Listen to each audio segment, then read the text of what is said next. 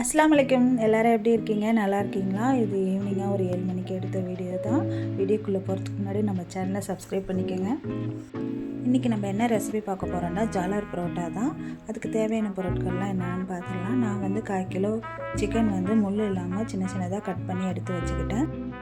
Chicken fry பண்ண தனியாக நம்ம மசாலா கொடுத்து ரெடி பண்ணி தனியாக எடுத்து வச்சுக்குவோம். அதுக்கு வந்து தேவையான பொருள் வந்து மஞ்சள்தூள், மிளகுத்தூள், ஜீரகத்தூள், கரம் மசாலா, மிளகுத்தூள், இஞ்சி பூண்டு பேஸ்ட்டு, தேவையான அளவு உப்பு இதெல்லாம் போட்டு ஒரு 1/2 hour நம்ம வந்து சிக்கனை ஊற வச்சுக்கலாம்.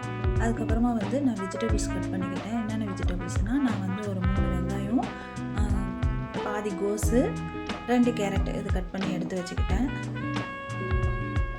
நம்ம வந்து எண்ணெயில் வந்து இந்த சிக்கனை நல்லா ஃப்ரை பண்ணி தனியாக எடுத்து வச்சுக்கணும். நம்ம எல்லாம் ஒன்றா போட்டு மிக்ஸ் பண்ணுறதோட இந்த மாதிரி தனியாக எடுத்து மசாலா கொடுத்து நம்ம வறுத்து செஞ்சோன்னா நல்லாயிருக்கும். அப்புறம் நம்ம அந்த எண்ணெயிலேயே வந்து வெங்காயத்தை நல்லா வதக்கிக்க வேண்டியதான்.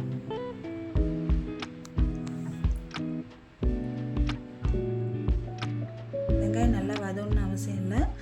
கொஞ்சம் லைட்டாக வதங்கினதுக்கப்புறம் நம்ம மசாலா கொடுத்துக்கலாம். இஞ்சி பூண்டு பேஸ்ட்டு 1 ஸ்பூனு, மிளகுத்தூள் 1 ஸ்பூனு, மஞ்சள்தூள் 1/4 ஸ்பூனு, ஜீரகத்தூள், மிளகாய்த்தூள் 1 ஸ்பூனு, கரம் மசாலா 1 ஸ்பூனு எல்லாத்தையும் போட்டு நல்லா நம்ம மிக்ஸ் பண்ணிக்க வேண்டியதுதான். இது கொஞ்சம் மிக்ஸ் பண்ணதுக்கப்புறமா நம்ம வெஜிடபிள்ஸ் கட் பண்ணி வச்சுக்கிறது இதோட சேர்த்துக்கலாம்.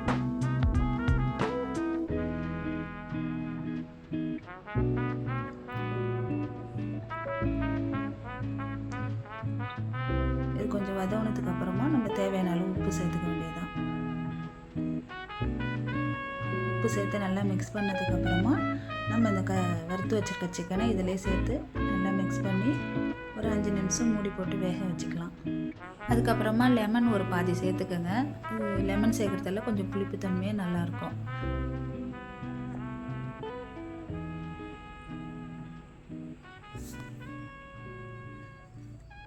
நல்லா வெந்துருச்சு பாருங்கள். இதோட இதை மூடி போட்டு எடுத்து வச்சுருவோம். அதுக்கப்புறமா ஜாலர் பரோட்டாவுக்கு தேவையான ரெசிபி பார்த்துடலாமா.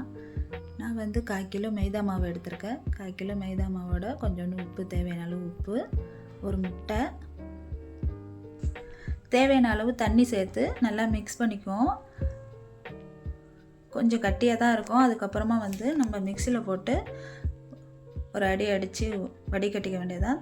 1 ஸ்பூன் பெருஞ்சீரகத்தூள் சேர்த்துக்கோங்க. நம்ம வந்து இதோட தேங்காய் சேர்த்து அரைச்சோன்னா இன்னும் நல்லாயிருக்கும். நான் தேங்காய் போடலை. நீங்கள் வேணால் தேங்காய் போட்டு அரைச்சி வடிகட்டிக்கோங்க, நல்லாயிருக்கும் இன்னும் டேஸ்ட்டு. உங்கள்கிட்ட ஜாலர் கோலம் இருந்துச்சுன்னா இந்த மாதிரி கரைச்சி வச்சது அதில் ஊற்றி ஒன்றா சுட்டு எடுத்துக்கலாம். இந்த மாதிரி முன்னாடியும் பின்னாடியும் பெரட்டி போட்டால் முறுமுறுண்டு நல்லாயிருக்கும்.